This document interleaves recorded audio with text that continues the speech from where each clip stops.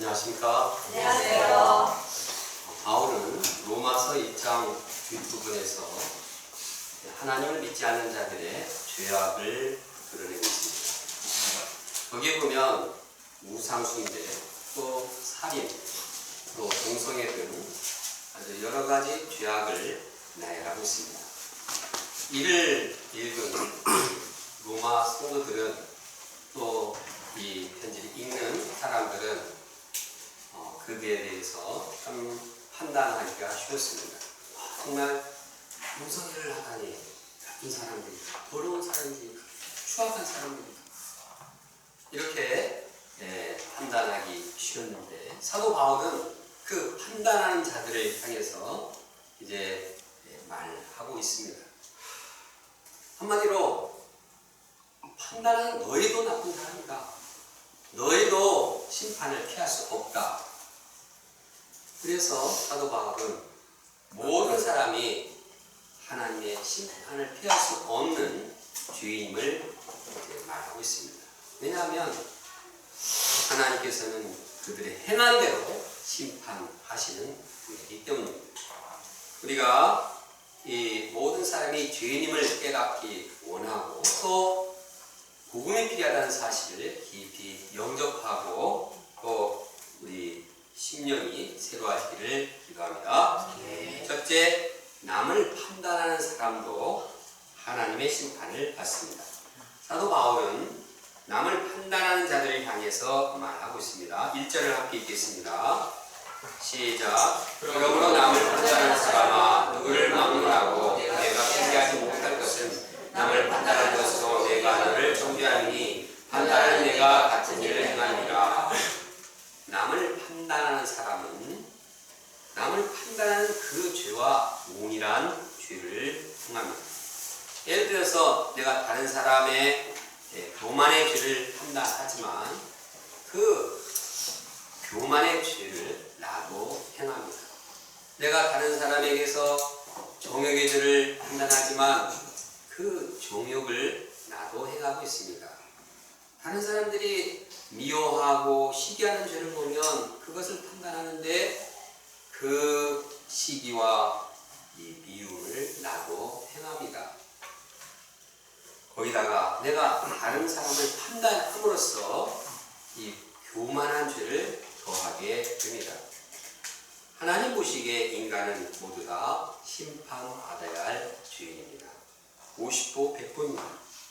바울은 말씀하고 있습니다. 이런 일을 행하는 자에게 이런 일을 행한다는 것은 이 남을 판단하는 자입니다. 이러한 일을 행하는 자에게 하나님의 심판이 진리대로 되는 줄 우리가 안다. 이런 일을 행하는 자를 판단하고도 같은 일을 행하는 사람아, 내가 하나님의 심판을 피할 줄로 생각하느냐. 하나님께서는 죄를 짓는 자나 또 죄를 판단하는 자나 모두 다 하나님의 심판을 피할 수 없음을 말씀하고 있습니다. 다윗은 목동 시절에 양을 위해서 생명을 내걸고 맹수들과 싸웠습니다. 참 다윗은 정말 어릴 때부터 의로운 사람이었습니다. 또 이 소년 시절 이 블레셋 이 대적 이 거인인 골리앗을 물맷돌로 그냥 거꾸로 들였습니다. 정말 다윗은 의로운 사람처럼 보입니다.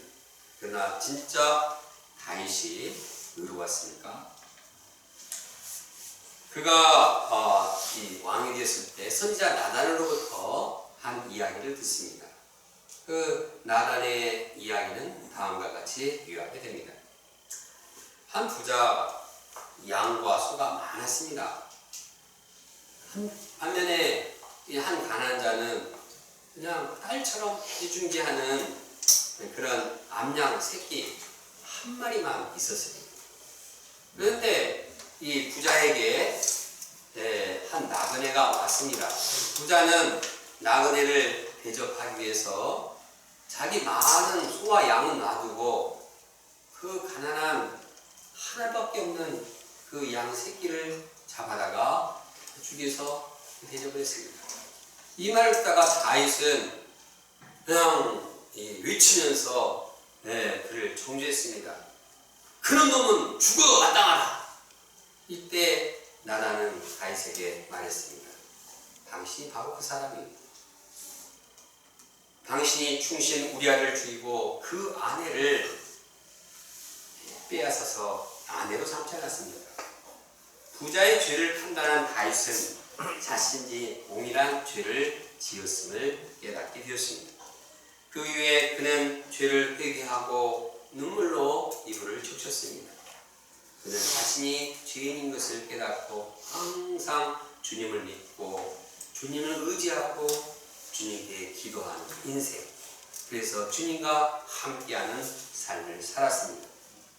다윗과 같이 남을 판단하는 죄가 동일하게 나에게도 있음을 깨달아야 합니다.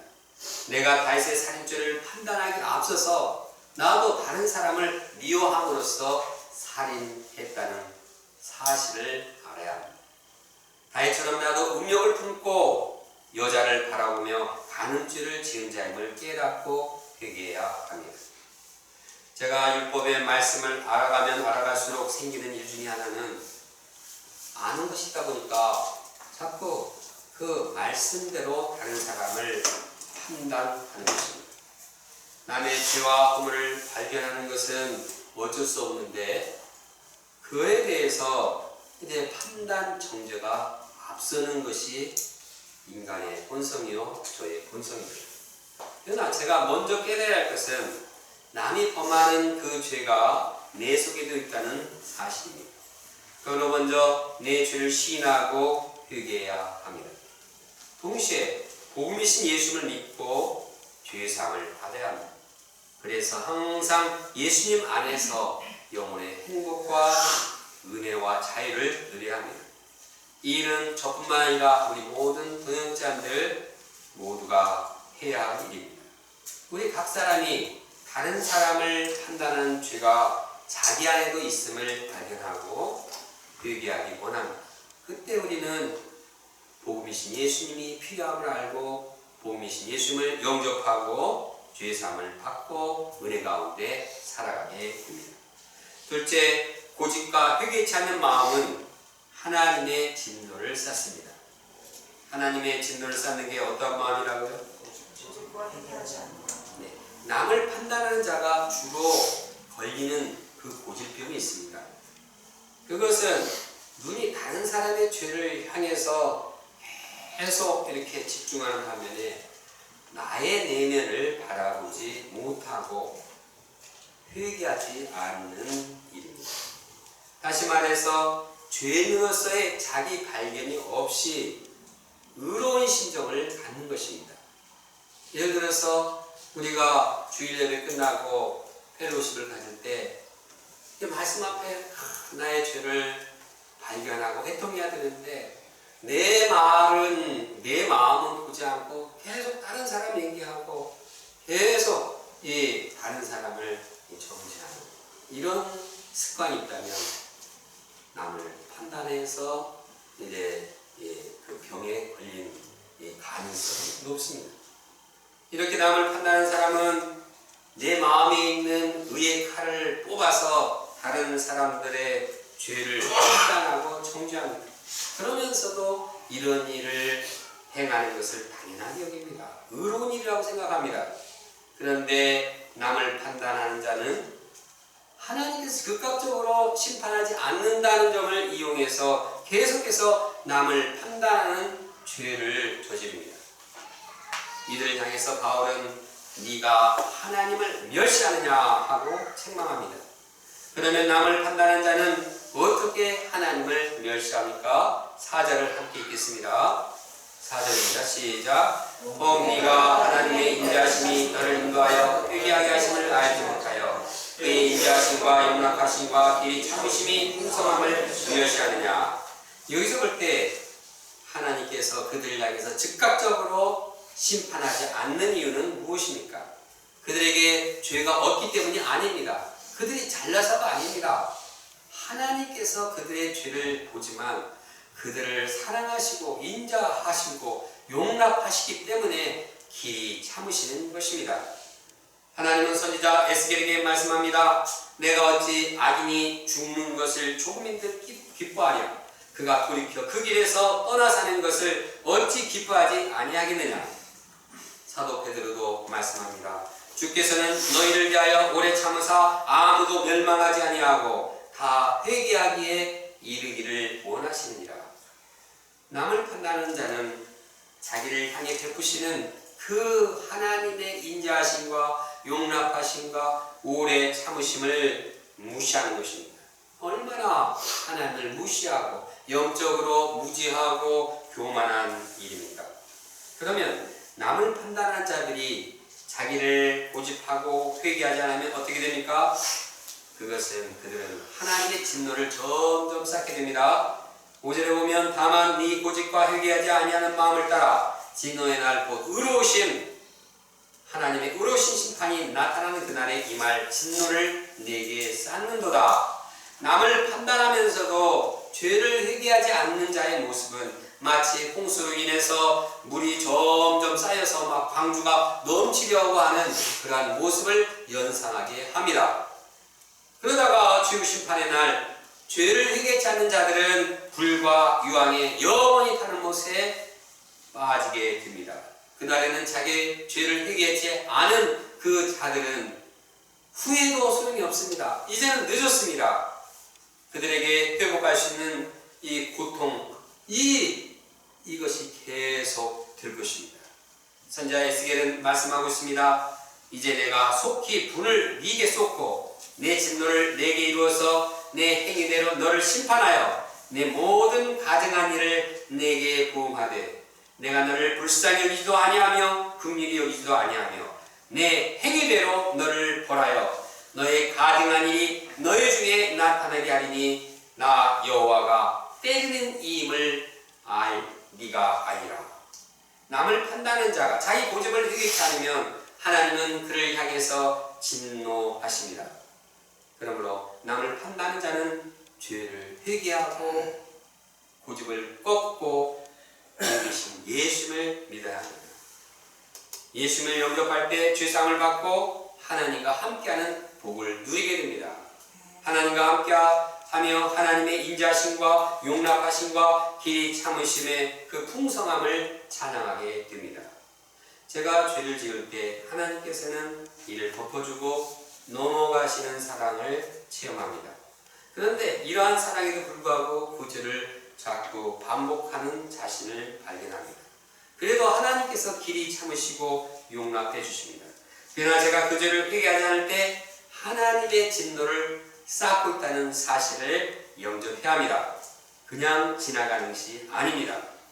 제가 하나님 앞에 죄를 반복하는 고집을 회개하고 복음이신 예수님을 믿어야 합니다. 그리고 죄사함의 은혜를 더 믿고 다시는 같은 죄를 반복하지 않아야 합니다.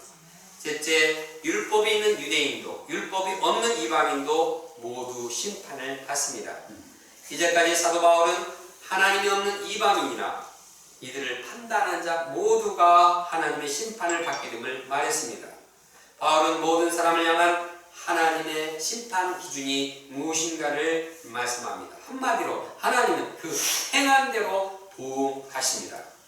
6절을 함께 읽겠습니다. 6절입니다. 시작. 하나님께서 각 사람에게 그 행한 대로 보응하십니다. 하나님은 각 사람의 행한 것을 보시고 행한 대로 갚으십니다. 여기에서 행함이라는 것은 눈에 보이지 않는 마음 중심, 생각까지도 다 보시고 판단하신다는 뜻입니다. 하나님은 결코 겉으로 드러난 모습만 보지 않습니다. 출신이나 신분, 그러한 이것을 판단의 기준으로 삼지 않습니다.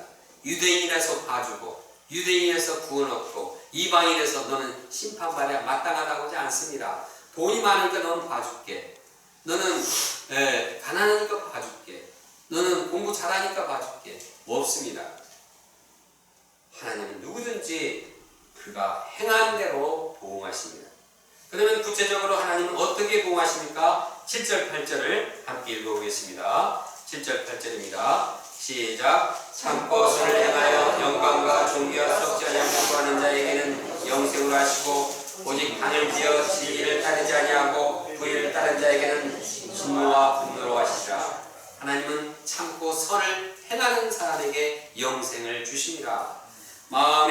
중심에 주님의 영광과 존귀를 쫓는 자들은 영생을 허락하십니다. 반면에 불의를 따르는 자에게는 하나님의 진노가 있습니다. 심판이 있습니다. 이러한 심판 기준은 유대인이나 이방인이나 모두에게 동일하게 적용됩니다.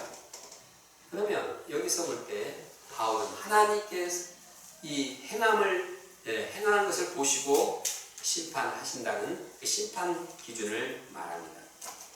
그러면 과연 사람이 자기 힘으로 선을 행할 수 있을까요? 참고 선을 행하는 자는 영생을 주신다고 했는데 정말 참고 선을 행하는 사람이 있습니까? 로마서 3장에 보면 선을 행하는 자는 없나니 하나도 없다고 말하고 있습니다. 바울은 모든 사람이 범죄한다는 사실을 바로 이 12절 말씀에 이어서 말씀하고 있습니다. 율법이 있건 없건 선을 행할 수 없다고 단언하고 있습니다. 12절도 함께 읽어보겠습니다. 12절입니다. 시작. 무릇 율법 없이 범죄한 자는 또한 율법 없이 망하고 무릇 율법이 있고 범죄한 자는 율법으로 말미암아 심판을 받으리라. 여기서 보면 사람에게 율법이 있건 없건 모든 사람이 다 죄를 범합니다. 율법이 있는 사람은 율법을 듣습니다. 그러나 율법을 다 행하지 못하기 때문에 범죄합니다. 범죄하기 때문에 선을 행하지 않기 때문에 하나님의 심판을 피할 수 없습니다. 한편 율법이 없는 이방인들에게도 나름대로의 율법이 있습니다. 그것은 양심의 법입니다. 양심이 이것을 하면 옳고 이것을 하면 그르다는 것을 다 알게 됩니다. 그러나 이것을 하면 옳은데 그 양심의 법을 따라서 모든 선을 행하는 사람은 이 땅에 없습니다. 그러므로 이제 모든 사람은 이 하나님의 의로움을 인정할 수 없습니다. 모든 사람에게는 그래서 새로운 복음이 필요합니다. 복음이신 예수님이 필요합니다.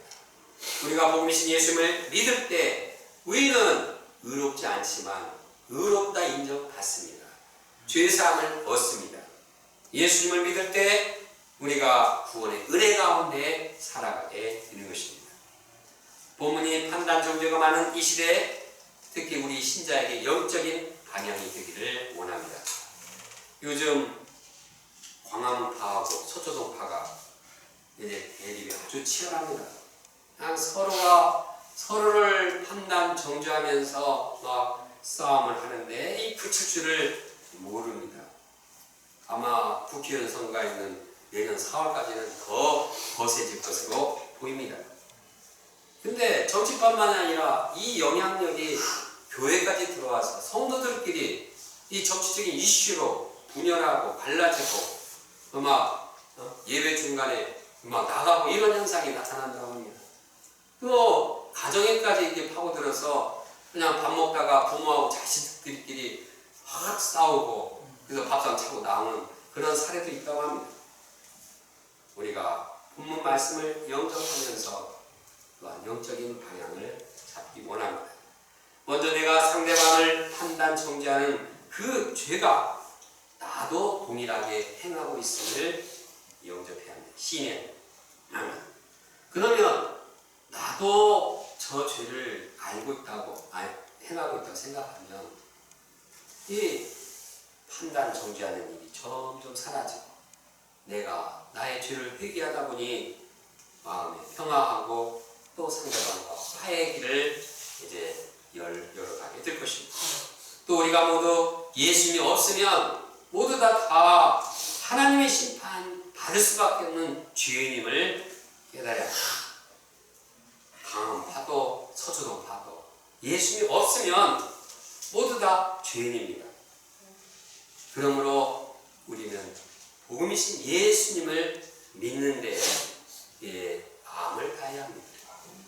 그래서 내 마음에 예수님을 믿고 예수님을 영접하면 우리 마음에 예수님의 영이 함께 하실 것입니다. 예수님의 영이 함께하면 마음에 평강이 있고 마음에 은혜가 함께 있고 그러면 상대방을 존중하게 될 것입니다. 우리가 예수를 믿는다고 하면서 그렇게 싸울 필요가 없습니다. 막 이렇게 정죄할 필요가 없습니다. 예수님께 함께한 사람은 예수님과 함께함으로 인해서 예수님의 영으로 심령이 새로워지고 심령이 참 평화롭게 모든 문제를 해결해 나가게 될 것입니다. 우리가 본문을 통해서 우리 이 시대의 영적인 이 신자들이 어떤 방향으로 살아갈 것인가 방향을 또 잡기를 원합니다. 오늘 말씀을 묵상하면서 정말 모든 사람들이 다 하나님의 심판을 피할 수 없다는 사실을 특히 영접하는 남을 판단하는 사람도 고집을 삐게 찾는 그 사람도 모두 다 이 죄를 하나님의 심판을 피할 수 없음을 알고 우리가 이 복음의 필요성을 영접하고 예수님을 영접함으로 모든 문제들을 해결하고 우리 공동체가 복음이신 예수님을 영접함으로 구원의 은혜가 충만하고 주님의 그 사랑으로 우리 심령이 새로워지기를 간절히 기도하는 마음으로 다 같이 함께 기도하겠습니다. 감사하신 하나님 아버지여 저희들에게 귀한 말씀 주셔서 감사합니다. 주님은